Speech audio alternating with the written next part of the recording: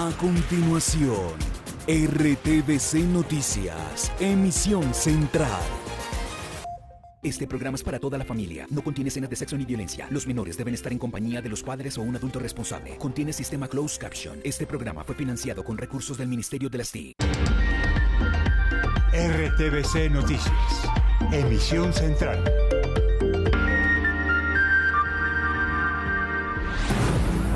Tragedia en Abriaquí, Antioquia. 12 muertos, 9 heridos y 2 desaparecidos por avalancha. RTVC Noticias en Frontino, Antioquia, al lado de las familias afectadas quienes buscan noticias de sus seres queridos aún desaparecidos. Toda la información en instantes. Las fuertes lluvias serían la causa de la tragedia. La quebrada La Mina se desbordó y se llevó todo a su paso. Carlos Matos advirtió que sobornó a funcionarios judiciales. La fiscalía pide 8 años de cárcel. El empresario se enfermó en la diligencia. Presidente Duque dice que el proceso de extradición de alias Otoniel a Estados Unidos será a la velocidad que corresponde. Enviaron grupo antiterrorismo a Quibdó, donde las balaceras y violencia de las bandas acorralan a la población. Alcaldesa López rechazó la violencia de algunos indígenas durante operativo en el Parque Nacional y anunció acciones en fiscalía. Informe especial. 20 años del secuestro de los diputados de la Asamblea del Valle por parte de las FARC. 11 políticos fueron masacrados en cautiverio por la entonces guerrilla. Recordamos qué pasó. Tenemos el testimonio de los familiares. Hablamos con testigos y con el diputado que salió vivo de milagro de esa masacre, Sigifredo López. Guerra en Ucrania.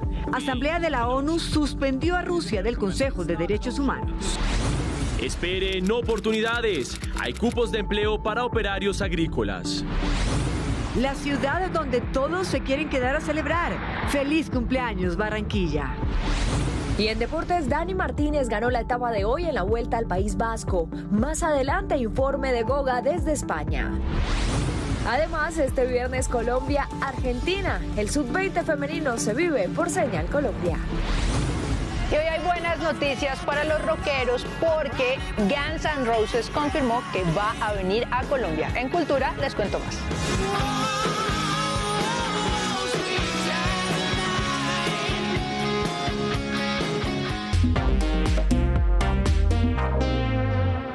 Iniciamos la temporada de lluvias, deja el primer hecho catastrófico. En Abriaquí, en Antioquia, las lluvias torrenciales provocaron el desbordamiento de la mina y el saldo es 12 muertos, 9 heridos y 2 desaparecidos. Las víctimas eran trabajadores de una mina. El trabajo de los socorristas en la zona es intenso en busca de posibles sobrevivientes. La zona es de difícil acceso, pero en medio de la amenaza de los deslizamientos, allí se encuentra Daniel Cañas, exactamente está con nosotros. Daniel en Frontino. Daniel, ¿cuál es la situación hasta ahora? Adelante. Patricia, ¿qué tal? Buenas noches para usted y para todos los televidentes. Pues bien, sí se puede decir que son buenas noches para estas familias que perdieron a sus seres queridos en medio de esta lamentable emergencia que, como bien lo dicen ustedes, ya deja 12 personas fallecidas. Pues bien, las labores de búsqueda se suspendieron a las 4 de la tarde porque, como pueden ver, sigue lloviendo en esta parte del occidente del departamento de Antioquia y pues las alertas están encendidas porque la quebrada que se desbordó y que generó la emergencia, la mina, sigue presentando también un incremento en sus niveles del agua y por eso entonces suspendieron la búsqueda para evitar unas nuevas tragedias. Pues bueno, les contamos también que esta emergencia que se ocasionó en la noche de ayer, pues hablando con los alcaldes de los municipios de Abriaquí y de Frontino, donde nos encontramos en este momento, nos dicen que la emergencia pudo haber sido peor porque hacía unos minutos atrás un personal también se había ya desplazado hacia sus hogares y pues por eso se evitó una tragedia mucho mayor. Sin embargo, había un grupo de personas que se encontraban en el campamento minero en la vereda La Antigua recogiendo todas sus pertenencias. Nosotros los estamos saludando en este momento también desde el hospital de Frontino, Antioquia, donde han trasladado a todas las personas lesionadas y también los cuerpos de las personas fallecidas porque este era el lugar más cercano donde ocurrieron los hechos. Pues bien, los cuerpos están a la espera de que vengan los servicios funerarios para trasladarlos hacia Medellín para que sigan haciendo las diligencias respectivas y las investigaciones con estas personas que fallecieron y podérselos entregar entonces a todos sus familiares. Nosotros en el siguiente informe les contamos cuál es el más reciente balance que entregan las autoridades de esta lamentable tragedia. ¡Quítese de ahí! Sobre las 8 de la noche, los trabajadores de una mina en las montañas antioqueñas fueron sorprendidos por la creciente de una quebrada. La quebrada de la mina es la que pasa por la mina El Porvenir.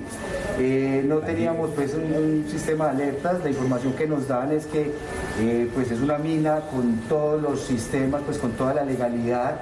Casi todos estaban en el campamento cercano a la mina, a orillas del afluente que creció de manera súbita. Tenemos que aclarar que esto es un fenómeno asociado a las altas precipitaciones, posiblemente se haya presentado un deslizamiento que haya generado un represamiento. La tragedia deja a más de una decena de muertos, 9 heridos y 2 desaparecidos. Tenemos alrededor de 16 bomberos de diferentes municipios cercanos de la subregión que están apoyando todo este proceso de rescate. La búsqueda continúa en la zona del nororiente de Antioquia.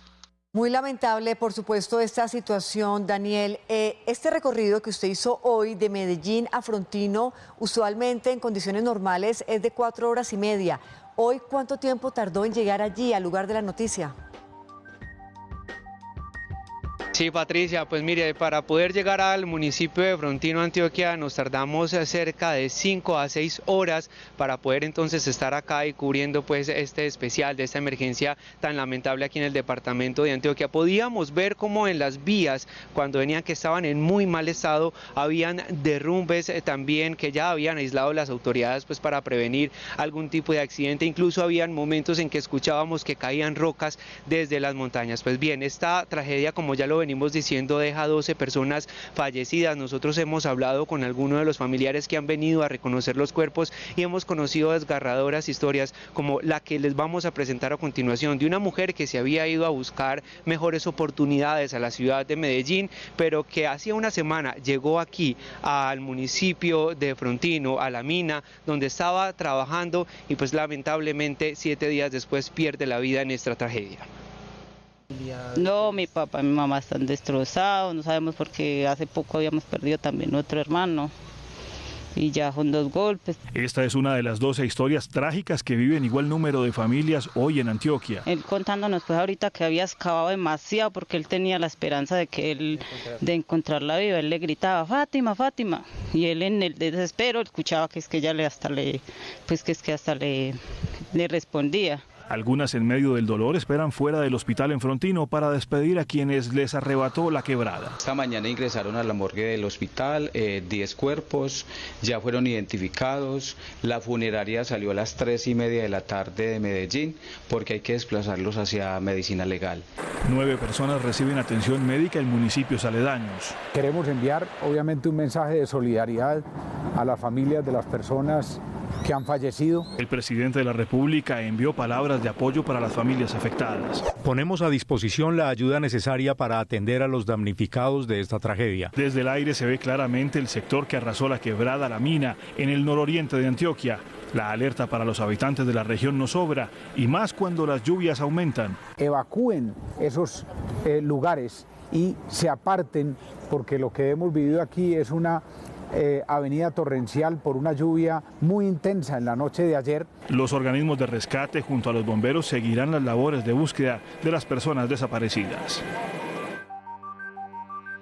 Pues bien, es que el ambiente es bastante frío aquí en el municipio de Frontino. Esta es la entrada de urgencias por donde llegaron las personas afectadas, las personas lesionadas en esta situación y en esta triste emergencia. Es bastante solo el ambiente que se vive en el municipio. Hasta ahora está lloviendo, pues les cuento que no ha dejado de llover en las últimas horas, en la tarde, por eso han suspendido las labores de búsqueda. Hay familiares que todavía siguen esperando el reporte de algunos que se quedaron acá en este hospital, como otros que tuvieron que ser trasladados hacia Santa Fe de Antioquia, incluso una persona al hospital de Medellín. Pues bien, esta es la información desde el municipio de Frontino, Antioquia. Yo me despido, vamos a seguir al tanto de toda esta situación.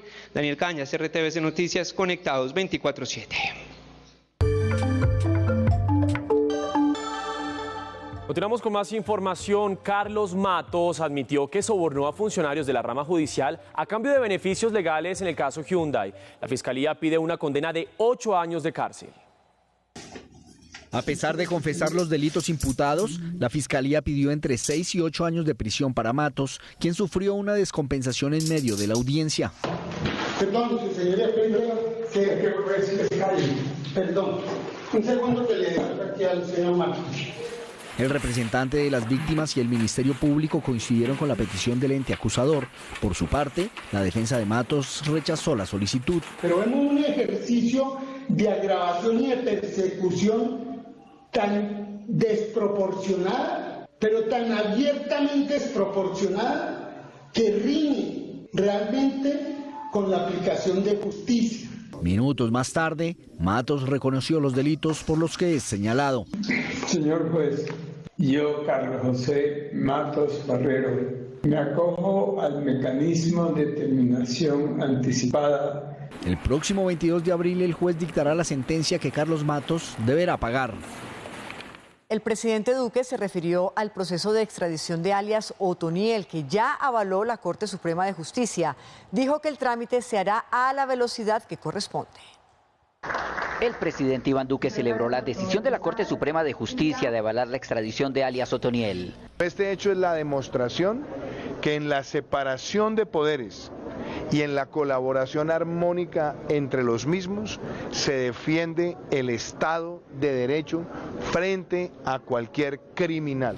El gobierno espera que esta extradición se haga lo antes posible. Ahora procederemos también desde el lado del Poder Ejecutivo con la velocidad que corresponde para también avanzar en esa dirección. Para el Ministerio de Defensa, esta extradición es un claro mensaje para el resto de la estructura del Clan del Golfo que siguen delinquiendo. Alias Chiquito Malo, alias Siopas, que son los que han buscado reactivar esa organización criminal, pueden tener absoluta claridad que seguimos buscándolos para lograr capturarlos y llevarlos a la justicia. Duque aclaró que toda extradición de estos delincuentes no es un obstáculo para que sigan compareciendo a los llamados de la justicia colombiana. Un grupo especializado en operaciones especiales y antiterrorismo llegó a Quibdó para fortalecer la seguridad en la ciudad. Es la respuesta a los actos violentos de los últimos días. El informe es de Francisco Palacios, periodista de la Radio Nacional de Colombia. Luego de los hechos de violencia ocurridos en el municipio de Quibdó durante las últimas 48 horas, la Fuerza Pública a través de la Policía Nacional ha decidido aumentar el número de efectivos en esta municipalidad. Ha llegado el COPES, el Comando Especial de Acciones Operacionales de la Policía Nacional, ha sido anunciado por parte del brigadier general Gustavo Franco. Para generar las acciones que sean necesarias para lograr la tranquilidad y la convivencia de todos los ciudadanos. La gente se va a sentir protegida en nuestro territorio. Por su parte, del municipio de Novita, León Fabio Hurtado, alcalde municipal, ha anunciado que se han entregado el total de 1.240 kits alimentarios para las familias que permanecieron durante 18 días confinados por acciones del grupo delincuencial del ELN. Desde Quibdó, Francisco Rafael Palacios, Radio Nacional de Colombia, RTVC Noticias, conectados 24/7. Y la alcaldía de Bogotá denunciará a integrantes de la comunidad Embera por utilizar menores de edad para cometer actos vandálicos y por retener vehículos. Recordemos que cerca de 1.500 integrantes de esa comunidad permanecen en el Parque Nacional de Bogotá desde hace 6 meses. La alcaldesa Claudia López rechazó los actos vandálicos durante la noche del miércoles y anunció acciones entre la Fiscalía contra líderes e integrantes de la comunidad Embera. Instrumentalizar niños para vandalismo, para ponerlos en protestas, en vandalismo, en pedreas, no solamente es inhumano y es injusto, es un delito. La policía denunció presencia de miembros de primera línea alentando hechos vandálicos. Hay personas que no son de las comunidades Embera que sí han venido realizando estas clases de actividades, por eso tapan su rostro. La alcaldía reportó que 1.680 indígenas han regresado a sus territorios, pero reconoció que aún hay entre 1.300 y 1.500 pendientes de retorno. La ciudadanía se pregunta, ¿pero por qué siguen ahí? Porque no han querido ir a un albergue temporal. Por eso siguen en el Parque Nacional. Porque la propia comunidad Embera se ha negado a ir a un albergue temporal. El saldo es de 13 vehículos con daños. El distrito reportó que 35 personas, entre ellos 10 indígenas, 10 gestores de convivencia y 9 policías, resultaron lesionados. Y la otra noticia en Bogotá es por cuenta de choques entre manifestantes y SMAT cerca a universidades. Pero que sea Sergio Grandas quien nos cuente qué fue lo que pasó, Sergio.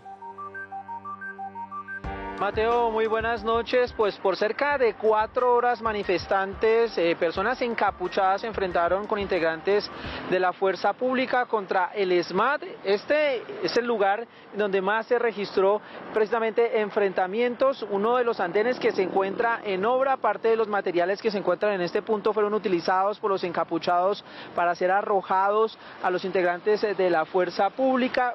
Por cerca de 3 horas también estuvo cerrada la calle 72, la carrera 11, lo que generó dificultades en la movilidad. Otro de los puntos en donde hubo bloqueos fue la carrera 7ª con calle 42. Allí estudiantes de la Universidad Javeriana por cerca de 3 horas mantuvieron bloqueada la carrera 7ª. Sin embargo, allí de manera voluntaria los estudiantes decidieron finalizar su plantón, y pues este es el panorama a esta hora en la calle 73. Se encuentra todavía cerrada. Esta es la información que tenemos desde el norte de Bogotá, en la localidad de Chapinero. Sergio Grandas para RTVC Noticias, Conectados 24/7.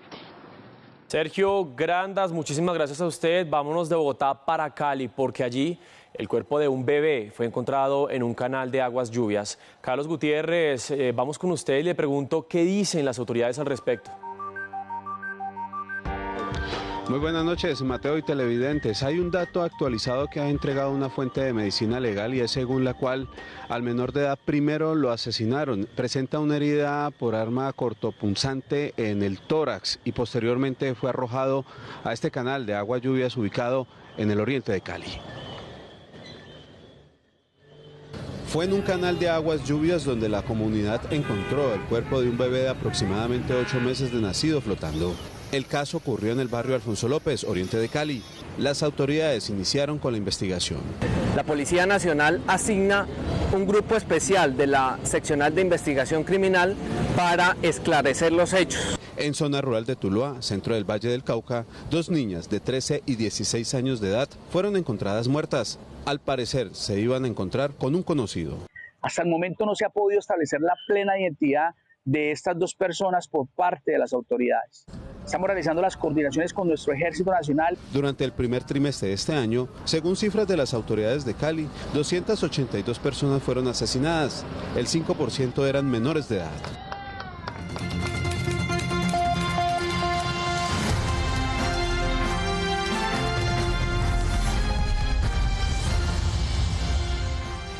Iniciamos Colombia, mi elección 2022 con las actividades de los candidatos a la presidencia en las regiones y por supuesto también con sus reuniones de trabajo. Aquí está la agenda de los candidatos. Gustavo Petro escuchó a los líderes comunales de Medellín. El espacio de diálogo hizo parte de su estrategia Petro Escucha. Durante su visita a la capital de Antioquia, recibió la adhesión de más de 70 concejales, ediles y líderes liberales del departamento.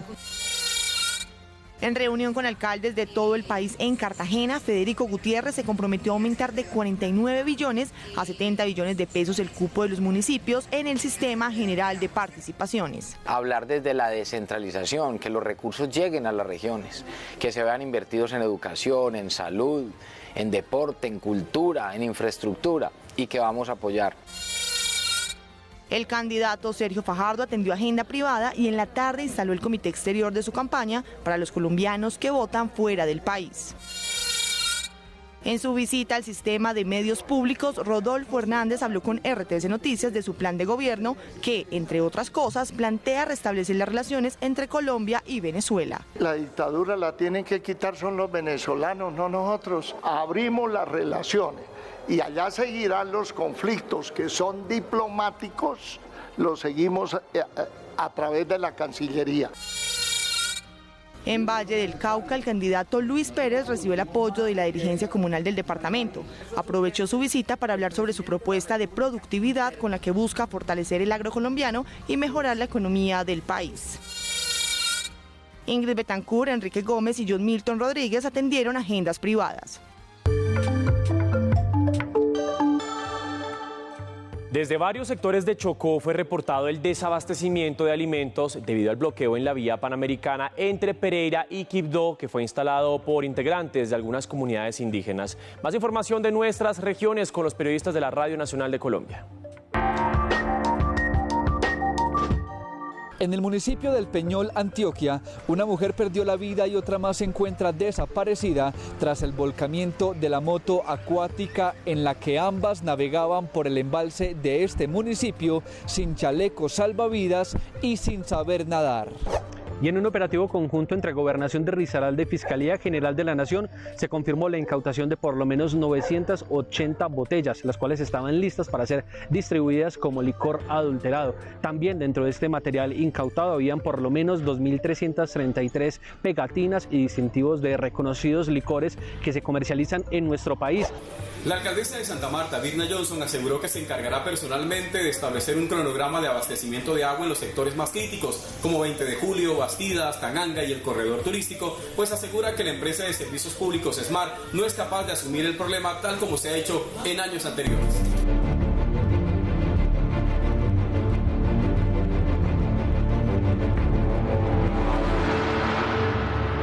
Actualizamos la información sobre la invasión de Rusia a Ucrania. La Asamblea General de las Naciones Unidas suspendió a Rusia del Consejo de Derechos Humanos. De los 193 miembros, 93 votaron a favor de la decisión, entre ellos Colombia. 24 votaron en contra y 58 se abstuvieron. Se trata de la segunda suspensión de un país del Consejo después de Libia en 2011. Ucrania agradeció la decisión. Estados Unidos y la Unión Europea la aplaudieron, mientras que China la vio como un precedente peligroso y Rusia la consideró ilegítima. Además, sus delegados dijeron que se retirarán antes de que la medida entre en vigor.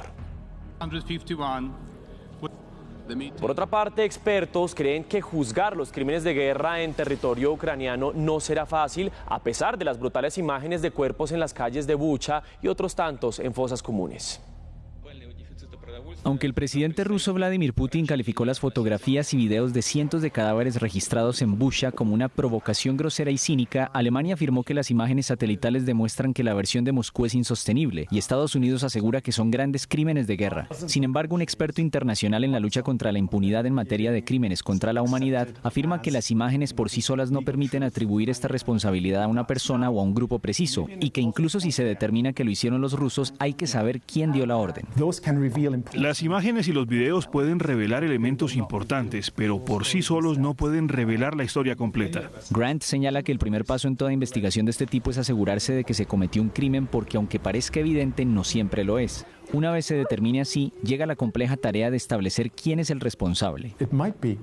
Puede ser que al final el suceso de Bucha, como el del teatro de Mariupol y otros sucesos lamentablemente futuros, acaben en un pliego de cargos contra Vladimir Putin, contra el ministro de Defensa Shoigu o contra quien sea. Pero a estas alturas creo que es demasiado pronto para asegurarlo. Aunque el Tribunal Penal Internacional, el Consejo de Derechos Humanos de la ONU y un creciente número de países han expresado su deseo de querer investigar sobre estos presuntos crímenes de guerra en Ucrania, tendrán mucho trabajo por delante.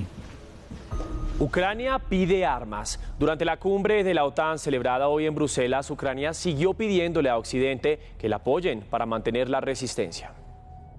Alcanzada una sexta semana desde que Rusia hace esta reingeniería a Ucrania y a pesar de volverla irreconocible, ante el mundo usa su voz para pedir una sola cosa: apoyo en su acto defensivo. Mi agenda es muy simple y solo tiene 3 elementos: armas y armas. La Alianza Militar de Occidente, la OTAN, escuchó mucho más de cerca a Ucrania a través de su canciller en Bruselas, quien advirtió que la bravura de su gente para resistir se extingue sin el aparataje bélico sostenible para hacerlo. Si no hay un paquete de sanciones realmente doloroso y si no conseguimos el suministro de armas que realmente necesitamos, Rusia lo considerará como un permiso para atacar. Precisamente en otra latitud del continente, Grecia amplificó la necesidad de Ucrania de ser escuchada así.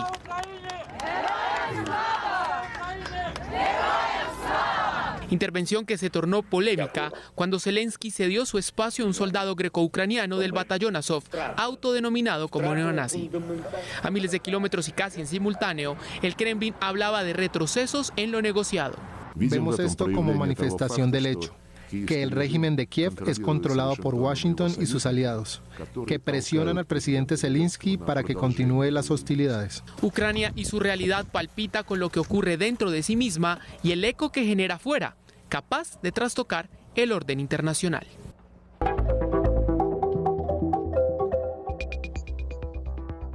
Informe especial en RTVC Noticias. El 11 de abril de 2002, las FARC dieron un golpe contundente al proceso de paz de ese momento. Asaltaron la Asamblea del Valle, secuestraron a sus integrantes y 5 años después asesinaron a 11 diputados. Este especial homenaje lo realizaremos así. Primero, vamos a hacer un recuento de cómo vivieron aquellos momentos que comenzaron con una alarma de bomba. Segundo, el periodismo ese día perdió a 2 de sus hombres en medio del fuego cruzado. Y tercero, el único sobreviviente de esta tragedia nos cuenta su experiencia de ese día, minuto a minuto. Iniciamos. A comienzo de siglo, Colombia tenía la esperanza de llegar a un acuerdo con las FARC. Sin embargo, el entonces grupo guerrillero se encargó de acabar con esa ilusión de paz de los colombianos. Hace 20 años, el 11 de abril de 2002, guerrilleros disfrazados de militares se tomaron la Asamblea del Valle, secuestraron a 12 diputados y 5 años después terminaron asesinando a 11.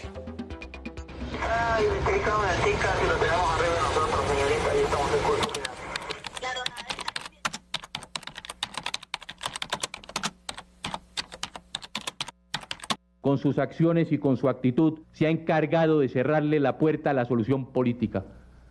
Por lo anterior, he decidido poner fin a la zona de distensión a partir de la medianoche de hoy.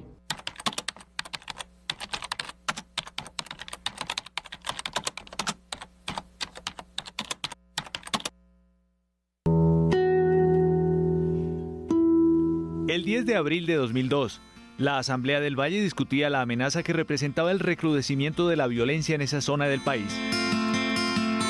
Hemos tenido la tristeza de vivir 2 secuestros que nos han conmovido mucho, 2 secuestros masivos. La seguridad ahí en la puerta. Muy cerca de ahí, la guerrilla de las FARC detallaba uno de los golpes más duros a la sociedad política colombiana. En caso de que venga una patrulla enemiga, ubicarme en la línea de fuego para ayudar a aniquilar las fuerzas enemigas. A las 10:45 del 11 de abril, sin saberlo, la Asamblea confirmaba las sospechas de un ataque al corazón de la democracia del departamento. Camuflados en uniformes oficiales, un grupo de guerrilleros lanzó la alarma. Una supuesta bomba en el palacio sacó corriendo a todos los funcionarios. Damas y caballeros, desalojen los edificios para así mismo desactivar la bomba. Entre el pánico y la confusión, la guerrilla repartida en 4 grupos lo controlaba todo. Solo un detalle cambió algo del libreto. El subintendente de la policía, Carlos Alberto Sendales, advirtió el engaño. Fue la única víctima mortal de un asalto milimétricamente calculado. Decenas de empleados buscaban las puertas, al tiempo que guerrilleros llevaban el mayor número de diputados hacia una buseta.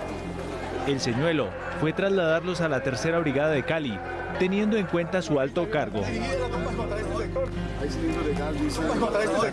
cilindros de gas, dice el ejército, y entonces nos solicitaron la evacuación inmediata de la sede. ¿A dónde nos dirigimos, encargado? En el camino a la zona rural de Cali quedaron varios funcionarios. Cuando confirmaron que los 12 que aún permanecían en el vehículo eran diputados, la realidad fue terror.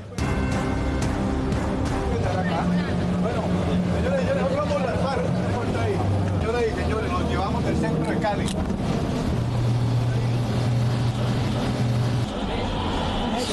¿Te ha pinchado o qué? El otro imprevisto obligó a los recién secuestrados a cambiar de la buseta pinchada a un camión.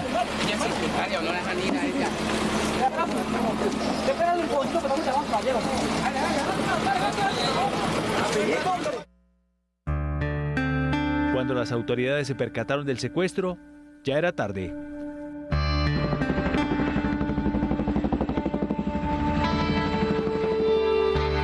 Era el jueves de la segunda semana de abril. El vehículo se perdió para siempre en las montañas de los Farallones de Cali. ¿Bueno qué? Espérate. Súbase uno aquí uno.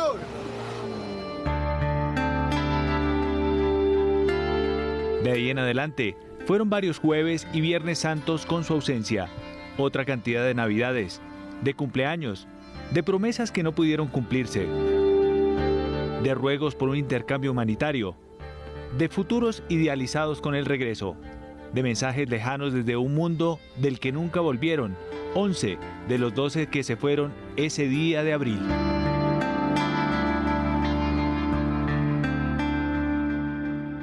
Cinco años y 2 meses después, la guerrilla anunció la muerte de los diputados secuestrados tras un supuesto ataque al campamento donde se encontraban.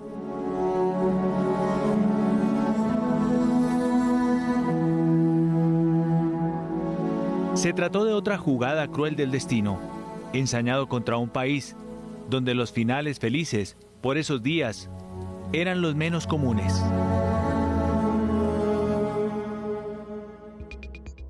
Hoy recordamos que Fabiola Perdomo, la esposa del diputado Juan Carlos Narváez, tomó la vocería de las familias ante el país en su afán por negociar un acuerdo humanitario que permitiera liberar a los secuestrados.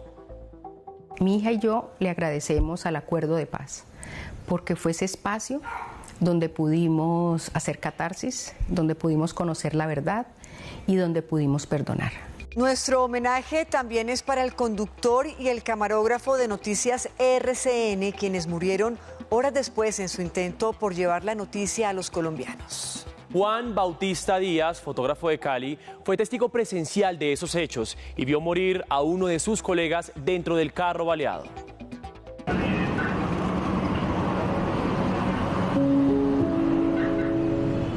El fotógrafo Juan Bautista Díaz podría ser uno de esos llamados a vivir para contarla. Me dice que eso era el secuestro de los diputados, enseguida yo me vengo. El procesamiento que hacía yo era ir a cubrir la noticia. Yo dije, no, eso hay que cubrirlo, eso hay que ir a hacerlo. Su relato es un viaje obligado en el tiempo. En las montañas de Cali su memoria se hace fotográfica.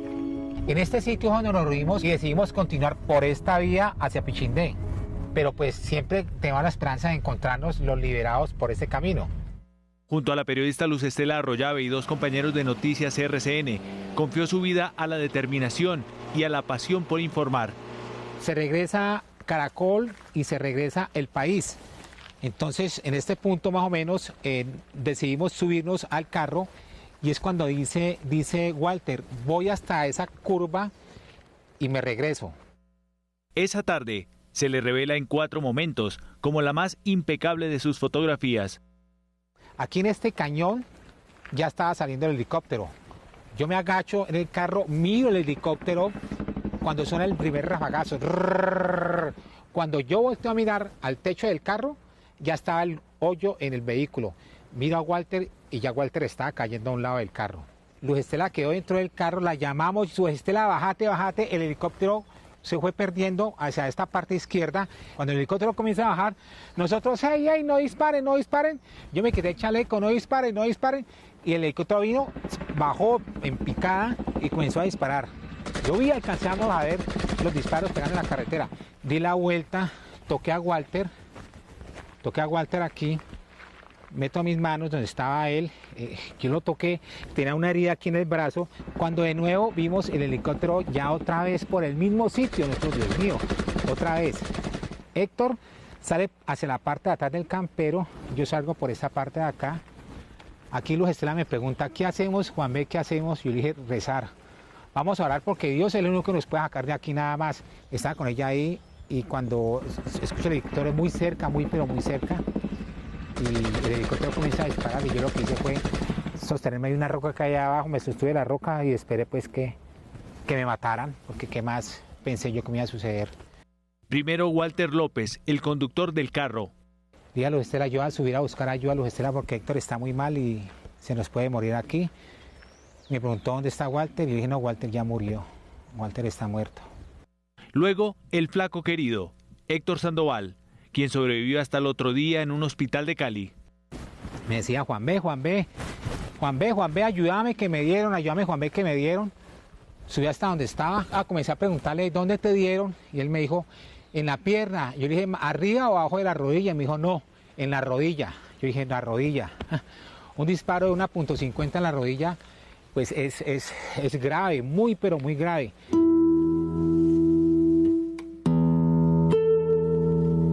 Juan Bautista fue testigo, amigo y periodista, el día que él mismo se convirtió en la noticia, el día en el que la guerra dejó sin 2 de sus hombres. A la prensa.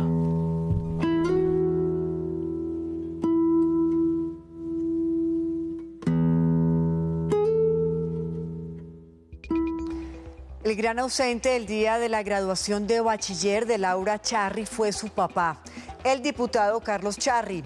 Casi al tiempo que ella recibía su diploma, se enteró de que en alguna montaña de Colombia su padre había muerto. Tenemos la obligación y también la tarea y el compromiso de trabajar porque ese suceso que sucedió se recuerde y también trabajar porque eso no vuelva a suceder.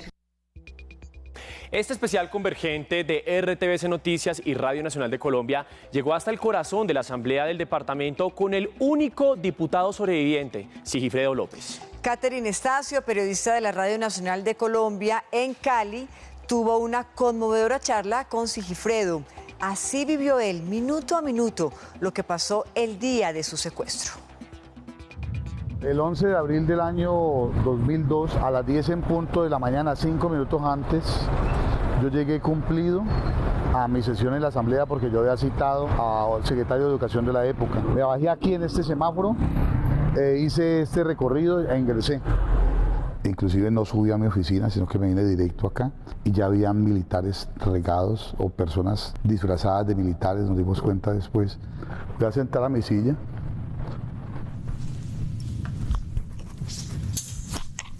Este fue el recorrido que hice.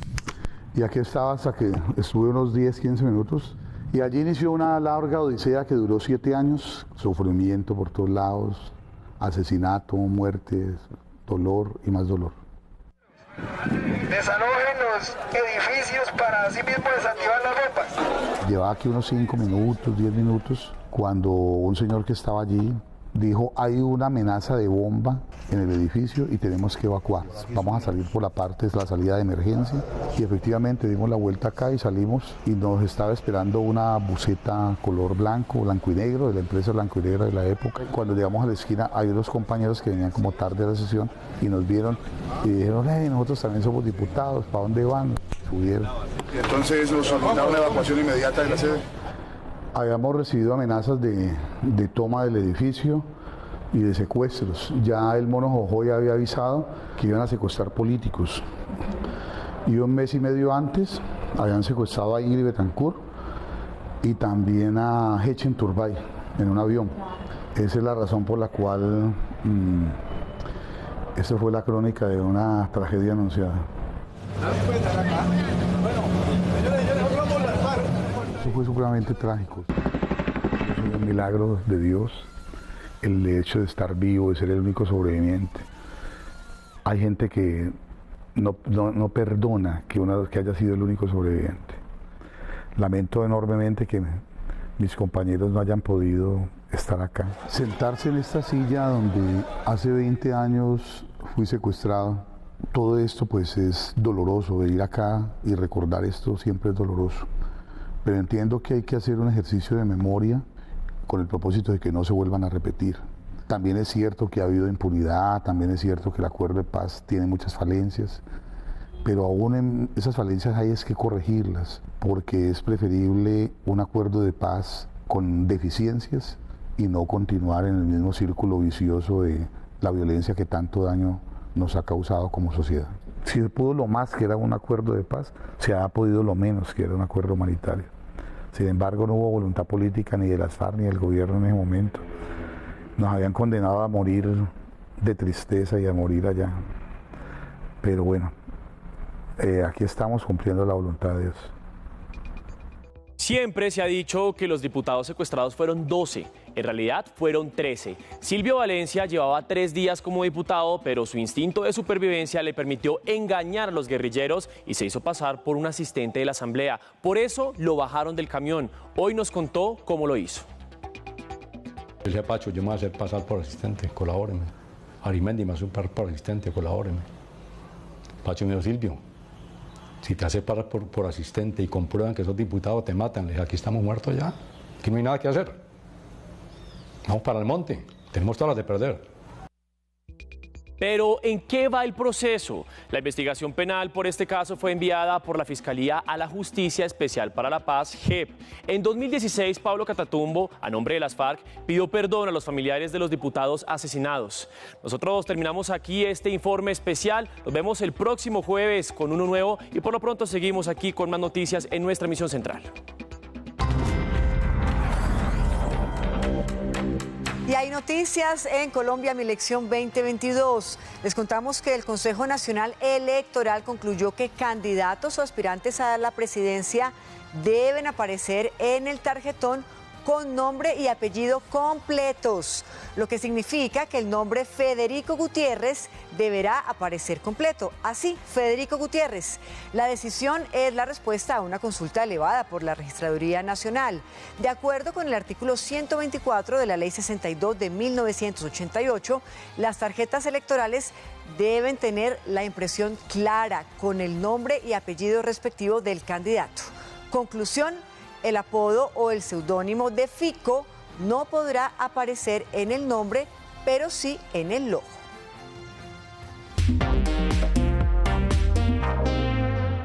Volvemos con la noticia del día, la tragedia por deslizamiento de una mina en Abriaquí, Antioquia. Daniel Cañas está allí en el hospital de Frontino, el lugar donde se recuperan los heridos. Volvemos con usted, Daniel.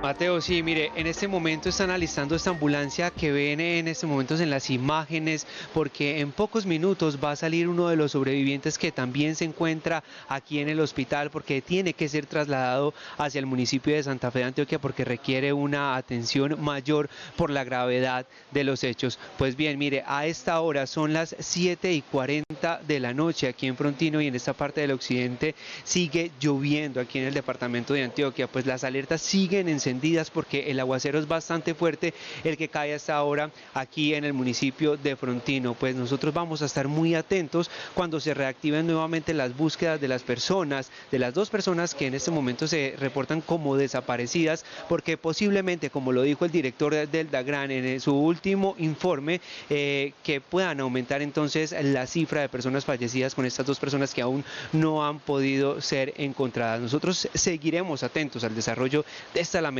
situación aquí en el occidente del departamento de Antioquia. Daniel Cañas, RTVC Noticias, conectados 24/7.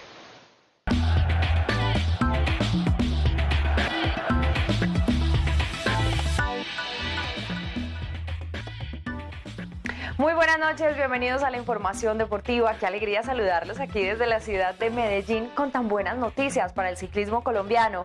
Y es que hoy Daniel Felipe Martínez se quedó con la etapa número 4 de la Vuelta al País Vasco. Y nosotros, por supuesto, que estamos muy contentos con esta situación y con esta noticia. Además que el colombiano ya se metió entre los 3 mejores de esta carrera ciclística. Pero todos los detalles desde Bilbao con Georgina Ruiz Sandoval. Goga, muy buenas noches, adelante. ¿Qué tal, Vanessa? Muy buenas noches. Tuvieron que pasar 9 años para que Colombia se pudiera apuntar la tercera victoria de etapa en la Vuelta al País Vasco. Fue en el 2013 cuando Sergio Henao y Nairo Quintana lo hicieron en días consecutivos. Nairo Quintana se quedaría con el título en ese año.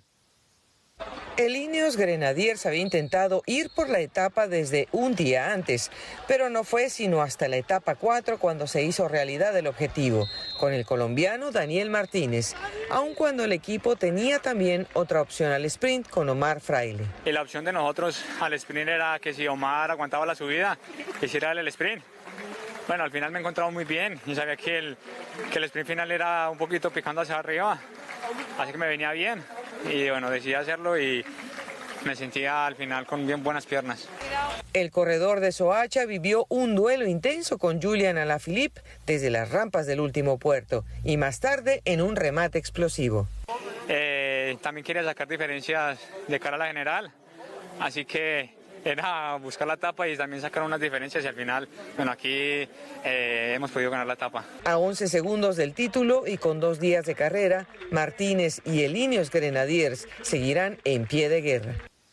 También destacamos la actuación de Orluis Aular, el corredor venezolano del Caja Rural que terminó en el top 10, mientras que Rigoberto Urán también ascendió casillas en la general al puesto número 11. La penúltima etapa tendrá 5 premios de montaña y tendrá una llegada tipo flecha balona con una pared en Mayavía. Los invitamos a seguir esta transmisión en vivo a las 8:30 de la mañana por Señal Colombia. Desde Bilbao, Georgina Ruiz Sandoval para RTVC Noticias, conectados 24/7. Regresamos contigo, Vanessa. Muchísimas gracias, Goga. Nosotros seguiremos atentos a todo lo que pase con nuestros ciclistas colombianos en esta carrera. Pero bueno, hablando de los nuestros, hablemos también de los futbolistas que militan en el fútbol de Europa. Y es que hoy le fue muy bien a Luis Fernando Muriel y a Luis Sinisterra, tanto en el Atalanta como en el Feyenoord. Los dos hicieron goles, así que lo repasamos.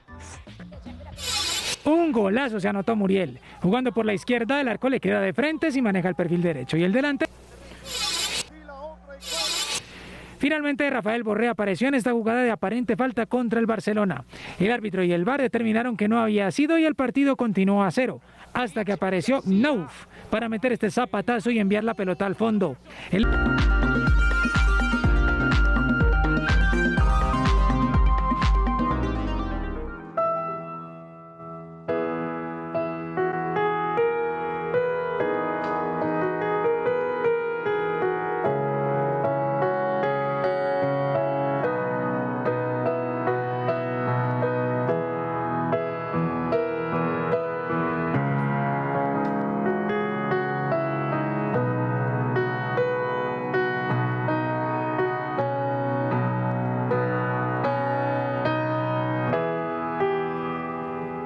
Y hoy los saludo con November Rain y vestida como Axl Rose, porque hay noticias para todos los fanáticos de Guns N' Roses. Resulta que van a estar en Colombia el próximo 11 de septiembre.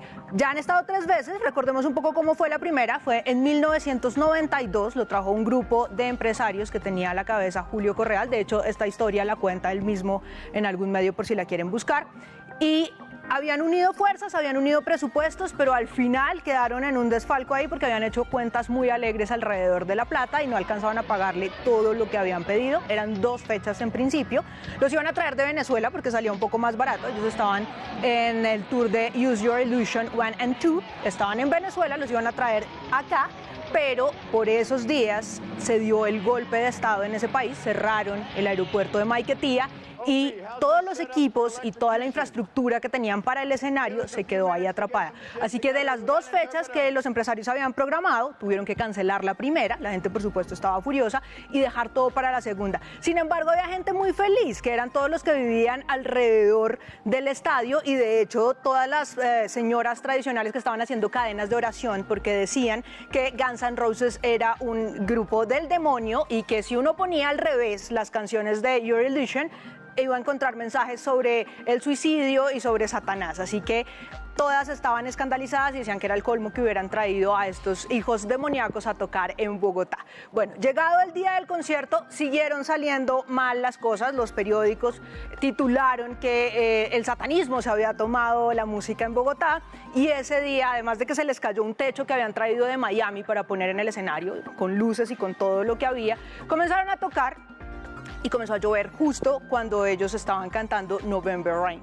Llovía tanto que comenzó a encharcarse el escenario, estaba el piano ahí afuera, imagínense el piano mojándose, o sea, qué dolor. Y de pronto Axl Rose dice, creo que nos vamos a electrocutar, y les dice a la gente lo siguiente. All right, give us a few minutes to get some things together, but we're not going anywhere. No nos vamos, vamos a arreglar el concierto. Denos 2 minutos. So, we'll be right back. Ya venimos. Axl no los deja. Ya lo vieron ustedes, dice, vamos a arreglar algunas cosas, pero ya venimos, no nos vamos. Se bajaron del escenario y resulta que efectivamente se fueron, salieron por la parte de atrás, se montaron en sus vans y se fueron para el hotel, y de ahí por supuesto viajaron, luego llegaron al aeropuerto. Así que ese fue uno de los mejores y los peores conciertos de la historia. En realidad duró un poco más de la mitad de lo que debería durar, pero cuando se bajaron ya habían tocado November Rain y Sweet Child of Mine, que eran las canciones que las personas más estaban esperando. La gente por supuesto estaba feliz después, muy feliz, porque todas esas cadenas de oración habían funcionado. Las señoras que estaban estaban rezando alrededor y habían dicho que por fin habían podido sacar al demonio y que por eso había llovido tanto, porque les habían mandado el diluvio. Después Guns N' Roses volvió en el 2015, tocó en Medellín, en el Atanasio Girardot, le fue muy bien y bueno, ya saben ustedes, vendrá este año, así que apostemos con cuál canción van a cerrar ese concierto. Yo espero y cruzo dedos porque sea esta.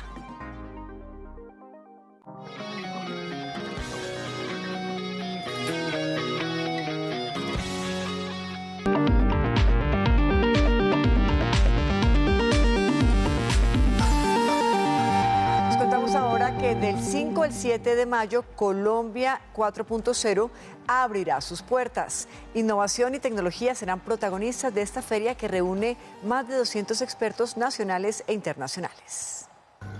En la feria de tecnología más grande del país, la inteligencia artificial, la robótica y la innovación serán los temas principales. La tecnología ahora está en todos los sectores, sin distinción. En el que tú pienses, educación, salud, minería, en cualquier sector está la tecnología. De manera que conectarse con ella es absolutamente importante. La ministra aseguró que el país está cada vez más conectado e implementando la tecnología en el diario vivir de los colombianos. Llevamos 405 millones de transacciones en comercio electrónico. 405 millones es una cifra enorme y que demuestra cómo en realidad Colombia ya está en el mundo virtual. Esto es importante, uno, porque se aprende, dos, porque se comparten experiencias, tres, porque realmente es impresionante lo que vamos a ver en temas de tecnología, de cultura, de diseño, de mezcla de sectores con los temas de tecnología. Los días 5, 6 y 7 de mayo se llevará a cabo esta feria. Los interesados en participar deberán inscribirse en la plataforma del Ministerio de las TIC a partir del 11 de abril. RTBC es una entidad vinculada a Mintic. El precio del dólar subió 25 pesos con 32 centavos y llegó a 3.771 pesos con 83 centavos. El Fondo Nacional del Café adquirió un crédito por 40 millones de dólares, es decir, cerca de 150 mil millones de pesos, con un banco japonés que serán invertidos en programas sostenibles. El precio de la carga de café se mantuvo estable en 2.008.000 pesos. 11,7 billones de pesos fue el recaudo de impuestos de la DIAN durante marzo de 2022, un aumento de 31,4% frente a marzo de 2021.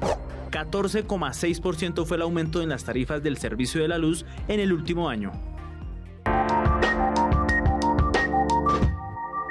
Barranquilla cumple 209 años. La Arenosa celebra con toda su cultura, sabor y el rasgo principal que los caracteriza.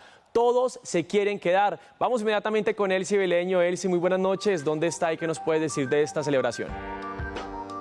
Mateo, muy buenas noches. Mire, yo me encuentro en la Casa Amarilla, un sitio cultural donde a esta hora se celebra los 209 años de Barranquilla. Y con una mejor celebración de hacerlo, sino con un arroz de lisa. Mire, esta es una muestra del arroz de lisa. Fueron 3 calderos los utilizados para distribuir 10 kilos de arroz y 20 de lisa. Un plato muy tradicional en la ciudad que usted puede conseguir en las calles. Este consta no solamente de lisa, un pescado que se reproduce en el río Magdalena, sino también de bollo de yuca, huevo, salsa de tomate y se sirve en bijao. A esta hora pues ustedes pueden observar varias personas degustando de este plato. Todavía tienen tiempo de venir a Casa Amarilla y probar este delicioso y tradicional plato para celebrar estos 209 años de desarrollo. Muy buenas noches. Les contamos ahora que hay decisiones de la justicia relacionadas con beneficios en el caso de Diego Felipe Becerra y las medidas en Bogotá por Semana Santa. Esto y más en el siguiente resumen informativo en un minuto. El Tribunal Superior de Bogotá condenó en segunda instancia al coronel retirado Nelson de Jesús Arévalo por alterar la escena del crimen del grafitero Diego Felipe Becerra el 19 de agosto de 2011. Con esta decisión, la condena pasó de 22 años a 20 años y 5 meses. La Jurisdicción Especial de Paz evaluará la condena de 37 años del general en retiro Jaime Uzcategui por la masacre de Mapiripán ocurrida en 1997. El tribunal aseguró que Uzcategui entregó pruebas con las que busca demostrar su inocencia, las cuales podrían ayudar en el proceso de verdad, justicia y reparación a las víctimas. Imputan cargos a Reinaldo Quebrada, gobernador indígena de una comunidad de San Vicente del Caguán, Caquetá, por la deforestación en el parque de Chiribiquete. Además, sería el responsable del secuestro y tortura de un soldado. Serán 3.300 policías quienes brindarán la seguridad en Semana Santa en Bogotá. Según las autoridades, habrá un plan especial en 300 iglesias y parroquias, pico y placa regional para el plan retorno y horarios específicos para subir a Monserrate.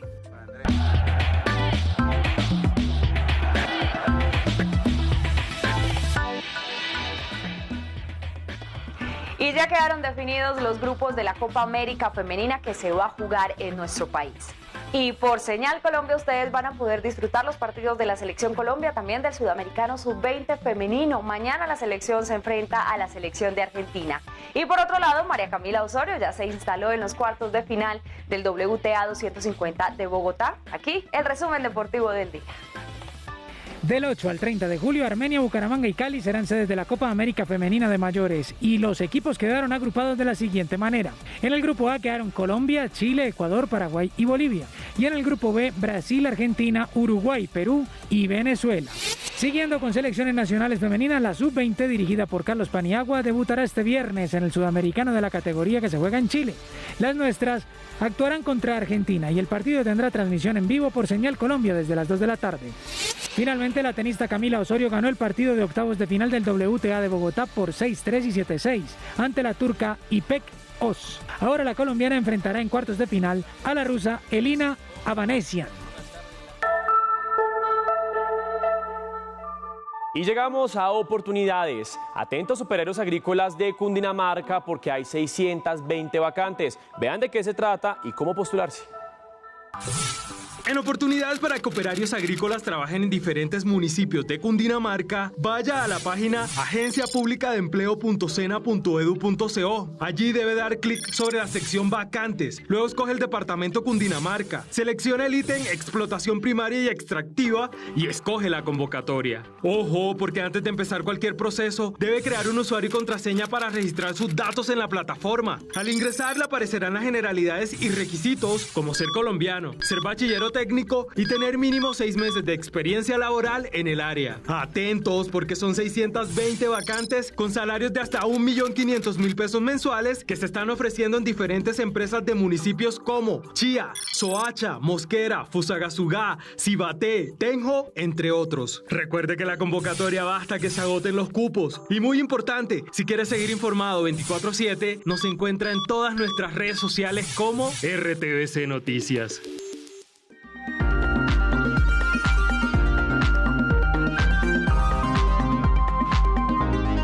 Yo les tengo un verso. Dice así: hay besos que producen desvaríos de amorosa pasión, ardiente y loca. Tú los conoces bien, son besos míos, inventados por mí para tu boca. Es de Gabriela Mistral, que hoy estaría de cumpleaños. Nació un día como hoy, pero de 1889, fue premio Nobel, poeta chilena, escritora, ensayista, muy recomendada. Les cuento también que hoy se estrenó la película The Audition en las salas de Cine Colombia. Es la historia de literalmente una audición de músicos, una clase de música, una profesora de violín que se debate entre esa frustración que siempre tiene el músico clásico y esa vulnerabilidad y sensibilidad enorme que siempre se cruzan durante las clases, durante los ensayos y como ese miedo de enfrentarse al mundo real. También muy recomendada para que la vean. Y les cuento a todos los que se vieron El Gato Cósmico o lo seguían viendo en alguna parte que el co-creador de esta serie falleció hoy. Se llama Moto Aiko y esa historia se las tiene Juan Sebastián Ramírez, Lord Cultura. ¿Qué te sucede, Doraemon? Estoy a punto de volverme loco y tú como si nada. ¿Cuál es tu problema? La comunidad del